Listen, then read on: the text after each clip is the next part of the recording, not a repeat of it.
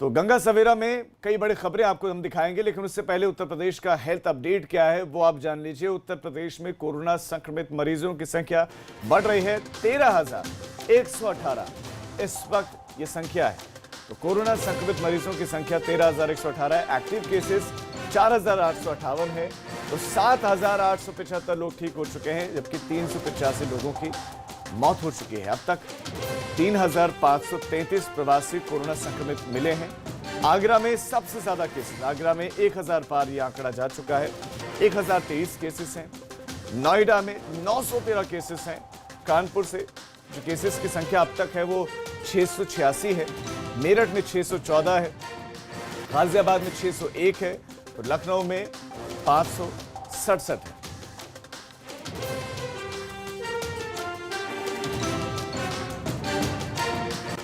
लखनऊ से बड़ी खबर मिल रही है। केजीएमयू में कोरोना मरीज की मौत हो गई है।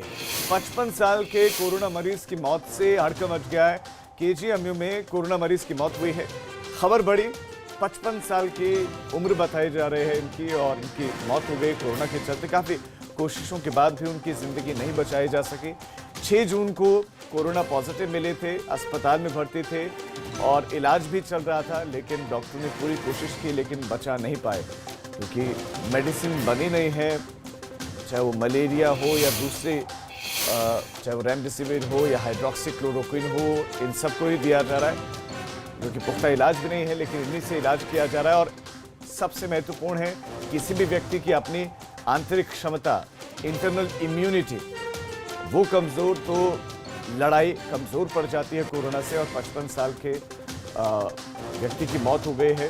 कोरोना से लड़ नहीं पाए, हिम्मत हार गई और उनकी मौत हो गई। कोरोना संक्रमण से दिल्ली में भी हाहाकार मचा हुआ है। एक दिन के अंदर, सिर्फ एक दिन में 2000 से ज्यादा केसेस आए। 2134 कोरोना के पॉजिटिव केसेस दिल्ली में मिले। एक ही दिन का यह आंकड़ा है, 2134 केसेस मिले हैं। 57 लोगों की दिल्ली में एक ही दिन में कोरोना से मौत हो गई है। अब तक दिल्ली में जो आंकड़ा है वो 38,958 है। 38,958 पॉजिटिव केसेस। और दिल्ली के मुख्यमंत्री, दिल्ली के स्वास्थ्य मंत्री, वहां के डिप्टी सीएम ये पहले ही अपना अनुमान जाहिर कर चुके हैं कि जुलाई तक लाखों में ये संख्या पहुंच जाएगी।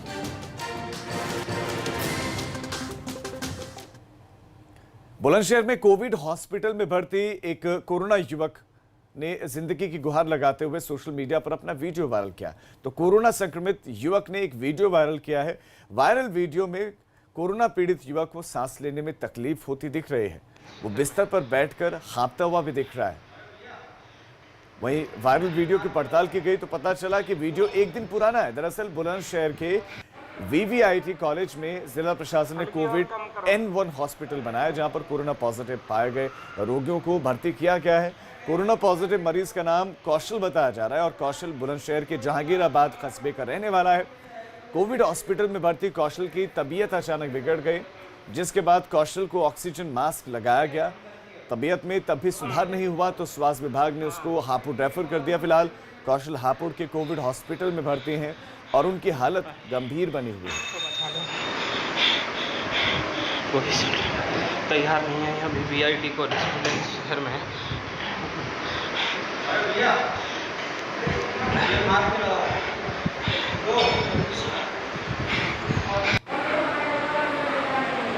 हल्की और कम करो।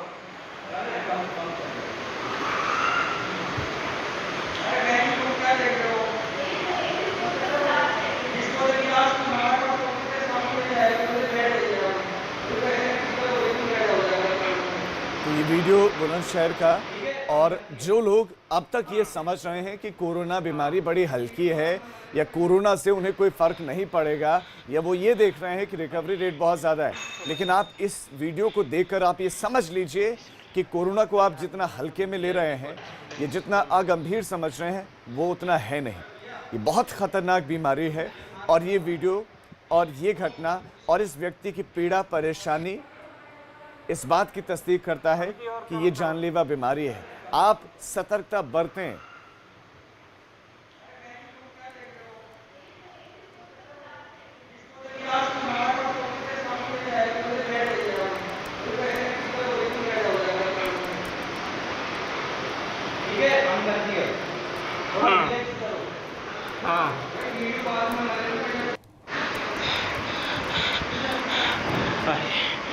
तो बचा लो। खबर एक प्रतापगढ़ से मिल रही है, जहां पर थाने के अंदर हत्या की गई है। थाने के अंदर प्रतापगढ़ में हत्या हुई और पुलिस वालों के सामने हत्या की वारदात को अंजाम दिया गया है। और ये सब हुआ है थाने के अंदर, जहां हिरासत में ही फावड़े से हमला किया गया एक युवक पर, एक कैदी पर, और उसकी हत्या कर दी, मौत हो गई। हिरासत में आप इन तस्वीरों को देखिए, आप इन तस्वीरों को देखिए। आरोपी की हमले में मौत हुई और 3 सिपाही निलंबित किए गए, जांच भी इस मामले में बैठ गई। ऐसा नहीं है कि पुलिस वालों ने बचाने की कोशिश नहीं की है, लेकिन आप इन तस्वीरों को देखिए, पुलिसकर्मी वहां पर हैं और युवक फावड़े से हमला कर देता है दूसरे पर।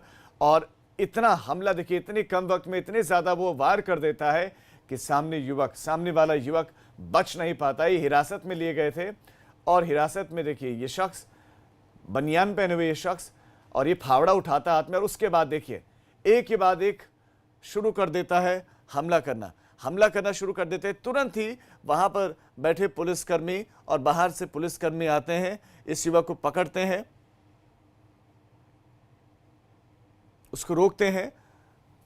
ये आप इन तस्वीरों को आप देखिए, एक्सक्लूसिव तस्वीरें आप देख रहे हैं। ये रानीगंज जिले का प्रतापगढ़ की ये तस्वीरें हैं, रानीगंज के। तो ये रानीगंज थाने का मामला है। आप ये तस्वीरें देखिए कि फावड़ा वहीं थाने में ही रखा हुआ है और वहीं से फावड़ा उठाता है ये और ताबड़तोड़ हमला करता है, वार करता है बिना रुके। और देखिए वहां 2-3 लोग बैठे हुए हैं और ये ताबड़तोड़ हमला करता है और युवक की मौत हो जाती है। पुलिसकर्मियों ने बचाने की कोशिश जरूर की, लेकिन युवक को बचाया नहीं जा सका। ये रानीगंज थाना है। तो प्रतापगढ़ में थाने में हत्या से हड़कंप मचा हुआ है। थाने में हुए इस हमले का सीसीटीवी फुटेज जो हम आपको दिखा भी रहे हैं, एबीपी गंगा इस सीसीटीवी फुटेज आपको दिखा रहा है।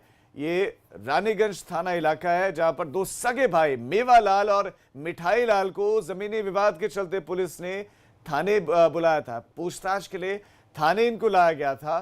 तो वहीं पुलिस के मुताबिक एक मानसिक रूप से विक्षिप्त बताया जा रहा है। और ज्यादा जानकारी देंगे हमारे संवाददाता सुलभ, जो हमारे साथ जुड़ गए। सुलभ, विस्तार से पूरा का पूरा विवाद बताइए, और जो तस्वीरें देखने को मिल रही है तो दर्शक देख ही रहे हैं, आप इनको समझाइए कि क्या विवाद इनके बीच में हुआ था और पुलिस की कार्रवाई अब। अभी जी बताना चाहेंगे कि कल रानीगंज पुलिस थाने में 2 विवाद हुए थे, जिसमें लोग पकड़ करके थाने लाए गए। एक विवाद में 2 भाइयों का विवाद था, मिठाई लाल और मेवालाल।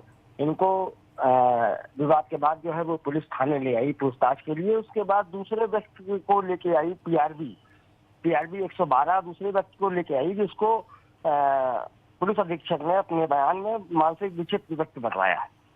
उसके बाद वो लोग थाने में बैठाए गए थे और बाकी पुलिसकर्मी अपने काम में लगे हुए थे।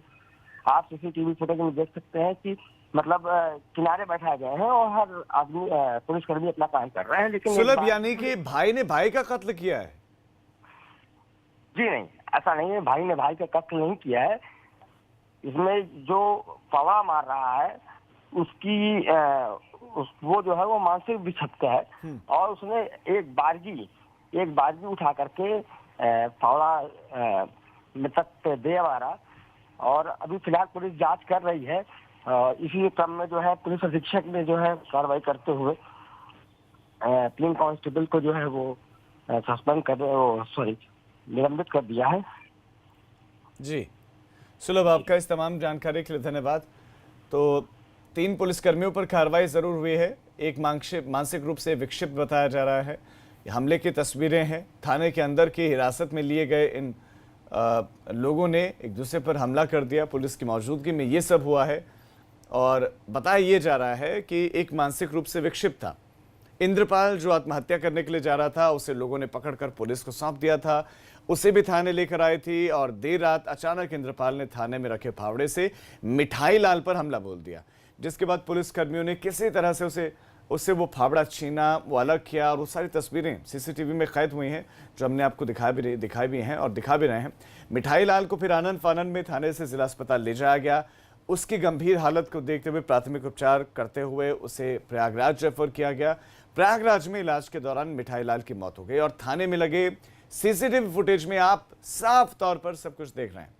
मृतक मिठाई लाल पर मानसिक रूप से विक्षिप्त बताए जा रहे इंद्रपाल ने किस तरह से हमला किया, तो जो वार करने वाला इसका नाम इंद्रपाल है। पूरे मामले को लेकर रानीगंज थाने के 3 सिपाहियों को एसपी ने सस्पेंड कर दिया है। वहीं थाना प्रभारी मृत्युंजय मिश्रा, सीओ रानीगंज अतुल अंजान त्रिपाठी के खिलाफ शिथिल पर्यवेक्षण की जांच अपर पुलिस अधीक्षक पूर्वी सुरेंद्र द्विवेदी को सौंप दी गई है।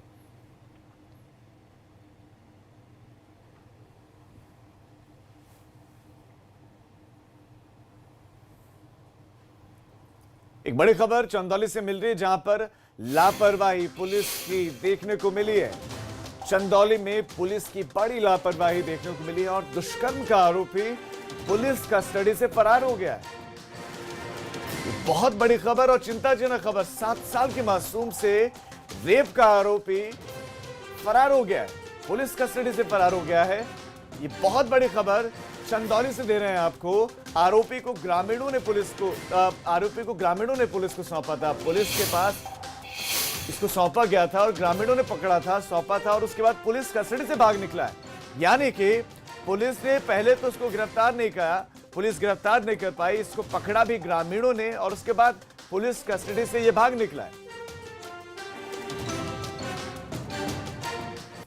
खबरों में आगे बढ़ रहे हैं। नेपाल की संसद में पास हुए नक्शे का विवाद बढ़ता जा रहा है। हालांकि भारत ने नेपाल के इस दावे को खारिज कर दिया है, लेकिन यह सच है कि बीते दिनों इसे लेकर विवाद दोनों देशों के बीच में बढ़ा है। ऐसे में नेपाल से विवाद सुलझाने के लिए माना जा रहा है कि यूपी के मुख्यमंत्री योगी आदित्यनाथ अहम भूमिका निभा सकते हैं। वो कैसे, इस रिपोर्ट में आप समझिए।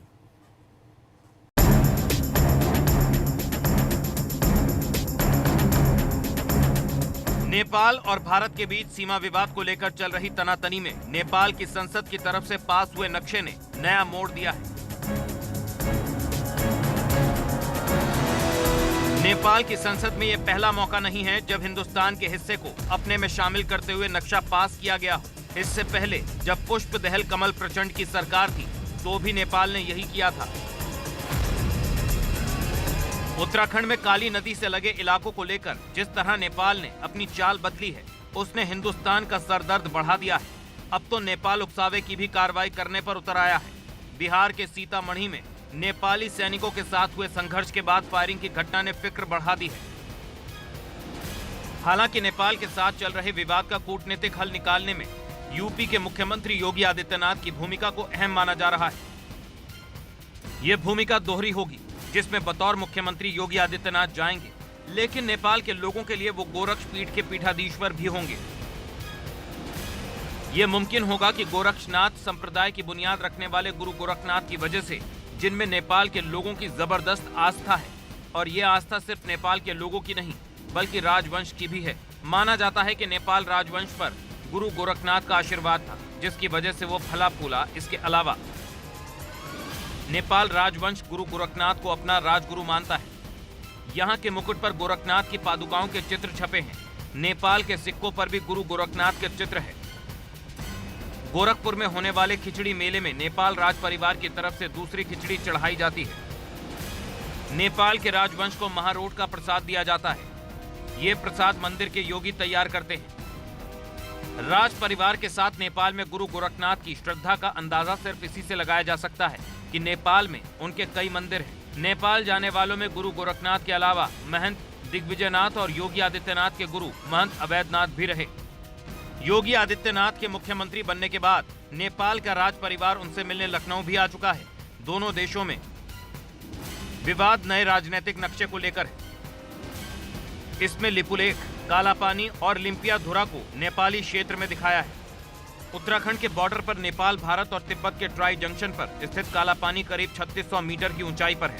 भारत का कहना है कि करीब 35 वर्ग किलोमीटर का यह इलाका उत्तराखंड के पिथौरागढ़ जिले का हिस्सा है, जबकि नेपाल सरकार का कहना है कि यह इलाका उसके दारचुला जिले में आता है।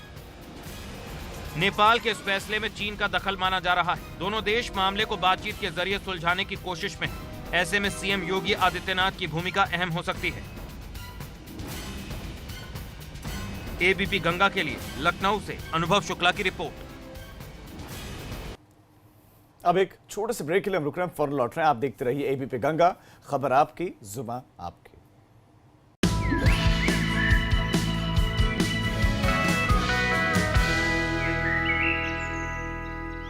असल में हमारा घर ही हमारी